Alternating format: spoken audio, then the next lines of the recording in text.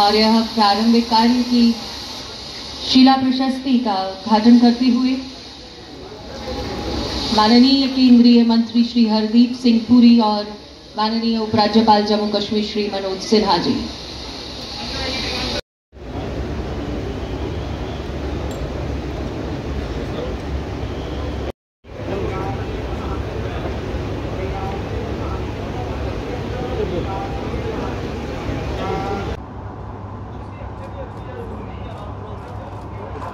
स्मृति पटल के रूप में यह पश्मीना शॉल और उसके साथ माता भगवती की, मां वैष्णो देवी की इस पवित्र कार्य के शुभारंभ की प्रतीक्षा कई महीनों से थी, लेकिन इस प्रतीक्षा में जो दैवीय रहस्य है, पहले मैं उसकी चर्चा करना चाहूँगा।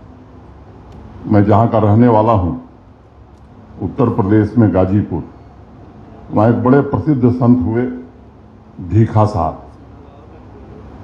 भीखा साहब ने लिखा कि कृपा करी कब मिलेंगी दहु कहाँ कौने भेख। भीखा साहब कहते हैं कि जिस दिन आपके अंदर राम नाम की धुन बजेगी, उसी दिन से पागलों की तरह द्वार द्वार जाकर गुरु को ढूंढा जाए और सदगुरु किस वेश में मिल जाएंगे ये पता नहीं। क्रिकेट के साथ तो जानकारी है, तो ये जो अभी आपने आदरणीय मनोज सिन्हा जी से सुना, इसको हम क्रिकेट में फिक्स्ड मैच कहते हैं। फिक्स्ड मैच का मतलब है कि उसका नतीजा पहले पता होता है। देखिए, मेरे लिए पर्सनली मेरा सौभाग्य है कि ऐसे शुभ अवसर पर मैं पर्सनली आ पाया। वो इसलिए आ पाया कि मनोज सिन्हा जी ने मुझे बुलाया, और मैं समझता हूं कि ये बहुत मेरे लिए एक ऐसा मौका है जो मेरी मेमोरी में हमेशा एच्ड रहेगा। मैं आ ही रहा था जम्मू, मेरा प्रोग्राम बना हुआ था। हमारे जो 9 साल के माननीय मोदी जी के कार्यक्रम है, 9 साल के, उसके बारे चर्चा करने मैं अगले भी कुछ दिनों में फिर आने वाला हूं, 16, 17, 18, 19 को, as part of the same programme. तो जब मनोज जी का फोन आया कि आप आ ही रहे हैं तो आप इस कार्यक्रम में भी जुड़िए, तो मैं उनका धन्यवाद करना चाहता हूं जी से। जब मैंने इस पे जांच की और मैंने कहा भाई, कॉर्पोरेट सोशल रिस्पॉन्सिबिलिटी जिसको CSR कहते हैं, इसकी शुरुआत जब हुई, मैं उस समय जिनीवा में संयुक्त राष्ट्र में भारत का राजदूत था या स्थायी प्रतिनिधि था, तो मुझे इसके बारे कुछ जानकारी है, क्योंकि इसकी कॉन्सेप्चुअलाइजेशन में भी हमारा थोड़ा हाथ था। सोली सौरभ जी थे उस समय सब कमीशनर ह्यूमन राइट्स में, भारत के रिप्रेजेंटेटिव। तो ह्यूमन राइट्स की जब चर्चा होती थी तो कहते थे कि ये ह्यूमन राइट्स किसकी जिम्मेवारी है, क्योंकि स्टेट को हमेशा ऑल पावरफुल माना जाता है और इंडिविजुअल को बड़ा वीक माना जाता है। तो क्या ह्यूमन राइट्स वायलेशंस कौन करता है? स्टेट करती है। ये पुरानी थिंकिंग है ब्रिटिश पॉलिटिकल साइंस की, और फिर शुरू हो गए ये पहुंच। लगातार अमरनाथ यात्रा को लेकर तैयारियां चल रही हैं। तैयारियां किस तरह से हैं? इस साल क्या अपेक्षाएं हैं? क्योंकि पिछली बार भी यात्रा हुई थी, लेकिन इस बार 62 दिन की यात्रा है।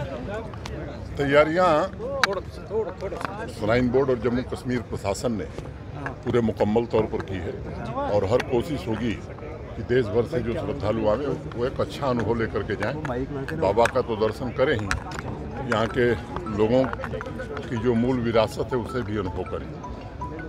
ये सच है कि इस बार बर्फबारी ज़्यादा हुई थी, लेकिन BRO ट्रैक का काम कर रहा है, 15 जून तक काम पूरा हो जाएगा।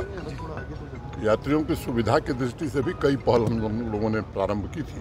चंद्रकोट का भवन आप सब जानते हैं कि पिछले बार यात्रियों ने उसका उपयोग किया। मैं आभारी हूँ ONGC का और उसके चेयरमैन माननीय मंत्री जी का, हरदीप पुरी जी का।